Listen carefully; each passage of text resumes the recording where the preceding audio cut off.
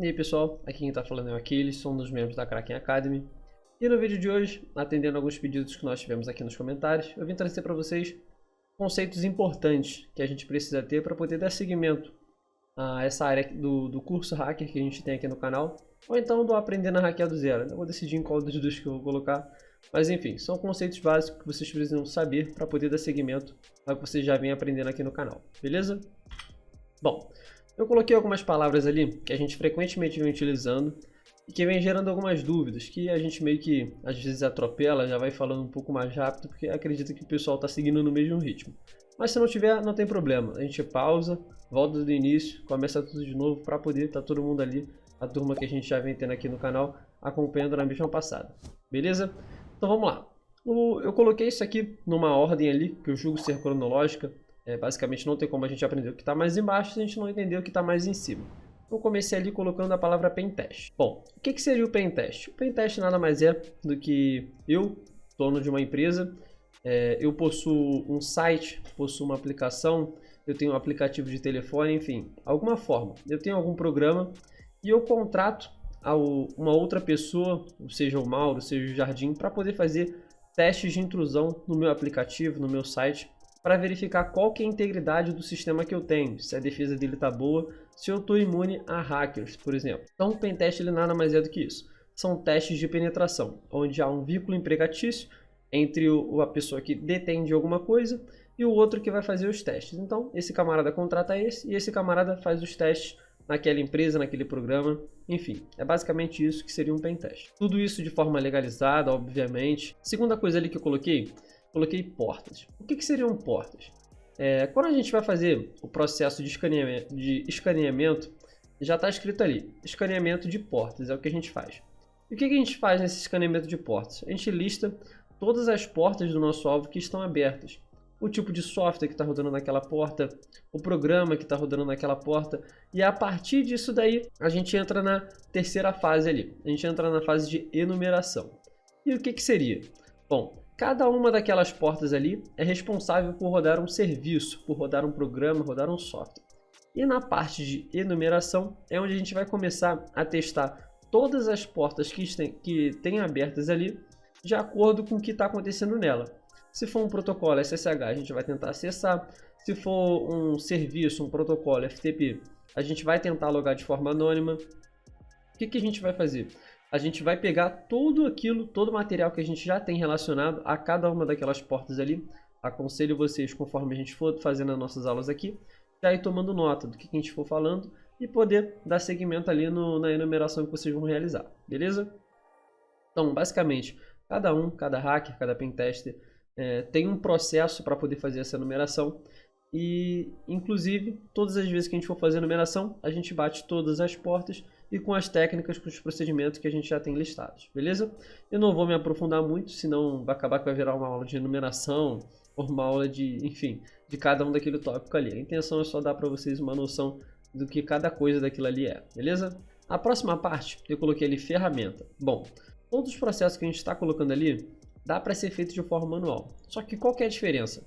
As ferramentas elas automatizam os testes que a gente vai realizar. Para cada coisa ali, para cada tópico, existe uma ferramenta para sanar o problema, para resolver ou para dar prosseguimento. Então, é importante que vocês detenham conhecimento obviamente não dá para deter o conhecimento de todas, mas vocês tenham relatado no resumo de vocês todas as ferramentas que vocês utilizam, que já utilizaram, porque provavelmente em dado momento vocês vão ter que reutilizá-las, beleza? Então, para fazer uma enumeração existem ferramentas. Para poder fazer um brute force que está ali, precisa de ferramentas.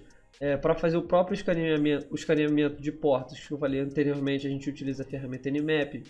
Para fazer um fuzzing de diretórios numa aplicação web, a gente tem outras ferramentas, o GoBuster, que a gente já falou aqui no canal, FeroxBuster, enfim, tem uma infinidade de ferramentas que a gente pode se utilizar. Então, ferramenta nada mais é do que são programas que a gente utiliza para poder encurtar o caminho entre o nosso objetivo e o que a gente precisa fazer de forma manual. Então a gente utiliza as ferramentas para poder encurtar esse caminho aí. O próximo tópico que eu coloquei ali foi Brute Force. Bom, o que seria Brute Force?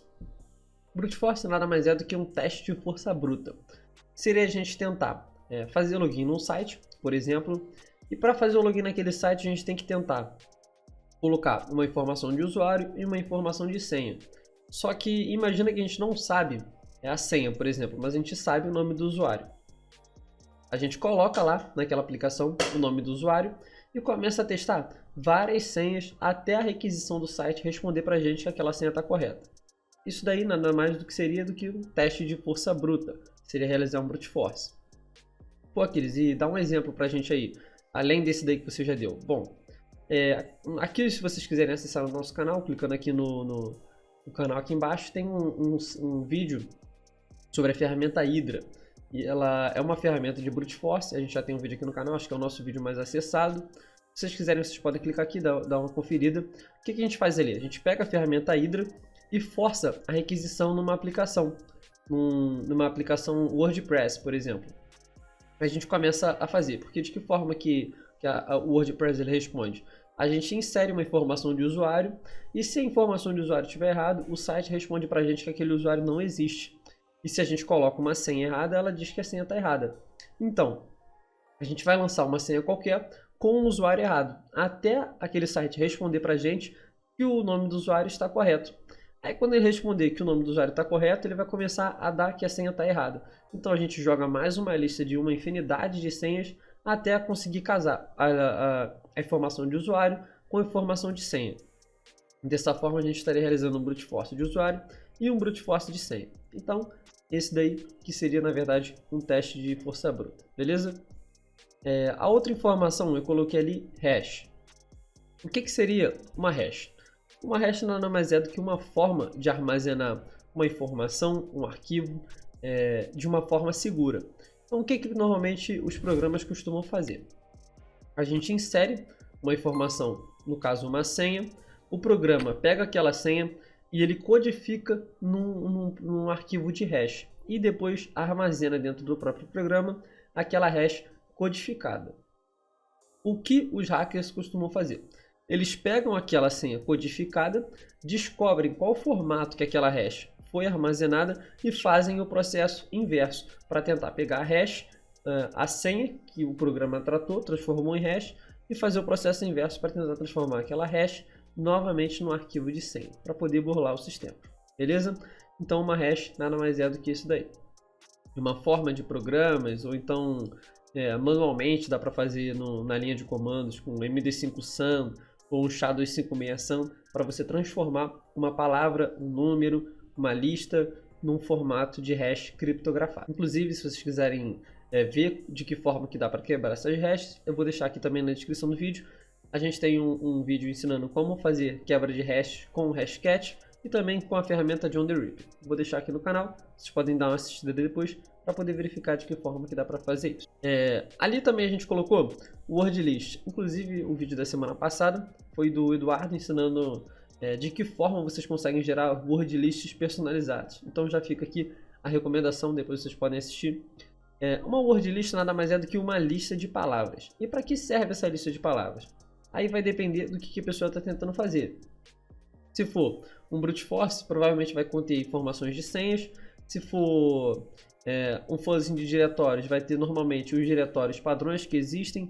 Aí você começa a conseguir selecionar o que você quer fazer com aquelas word lists mais especificamente. Vamos supor, eu tenho ali um site, um CMS. Aí, o CMS que eu estou tentando invadir é um WordPress. O WordPress ele já tem os diretórios deles pré-estabelecidos. Obviamente que podem ser alterados, mas ele já tem os diretórios pré-estabelecidos. Se for um CACT, também já é pré-estabelecido. Então o que eu vou fazer? Eu vou pegar aquela lista que já é pré-estabelecida, vou fazer uma lista ali de 200, 300, 400 nomes de possíveis diretórios para esses CMS que eu já conheço. Aí pode ser para CMS, pode ser para brute force, pode ser para quebra de hashes, enfim. Aí a word list você que manda. Se for para ser um teste de intrusão em alguém que você já conhece, obviamente, você pode se utilizar de uma word list personalizada para poder fazer isso, porque você vai colocar as informações de data de nascimento, nome de pet, nome da pessoa, nome do pai e da mãe, até conseguir criar uma word list, uma lista de nomes que condiz com a pessoa, que condiz com o seu alvo. Bom, já para concluir, eu coloquei ali exploração. E o que seria exploração? Bom, depois que eu terminei de fazer a minha enumeração, descobrir possíveis vulnerabilidades, é a hora onde a gente tem que começar a explorar essas vulnerabilidades. De que forma? Supomos que tem um FTP acontecendo, eu estou sempre dizendo o exemplo do FTP porque é um dos mais comuns. Existe um FTP rodando e ele foi mal configurado, ou seja, a gente consegue acessar esse FTP de forma anônima. Então, o fato de algo estar exposto à rede e não era para eu conseguir acessar aquilo ali, mas de alguma forma eu consigo acessar, eu consigo explorar, isso é chamado de exploração. E para fazer essa exploração, a gente pode fazer de forma manual ou utilizando um exploit, que no caso já é a última situação que eu coloquei ali. E o que seria? Existem diversos bancos de dados de exploits públicos, por exemplo, CVE Mitre, tem o GitHub, tem o Hacktrix, vocês também conseguem ver formas de explorar, ou de possíveis exploits também, acredito que deva ter ali. Enfim, o GitHub e o CVE normalmente são os mais comuns. O Search Exploit também vocês conseguem encontrar. Então vocês vão descobrir qual que é a versão do software que está rodando naquela porta, vão explorar, ver se dá para fazer aquilo, vão na verdade enumerar, ver se dá para fazer alguma coisa de forma manual. Não dando, a gente vai fazer essa exploração utilizando de um exploit. A gente vai nessas bases de dados públicas, informa a versão do software e procura se existe algum exploit público para aquela vulnerabilidade que está exposta na rede. Então, era basicamente isso que eu tinha para trazer para vocês no dia de hoje. Conceitos simples, só que às vezes o pessoal estranho não consegue entender legal o que está acontecendo.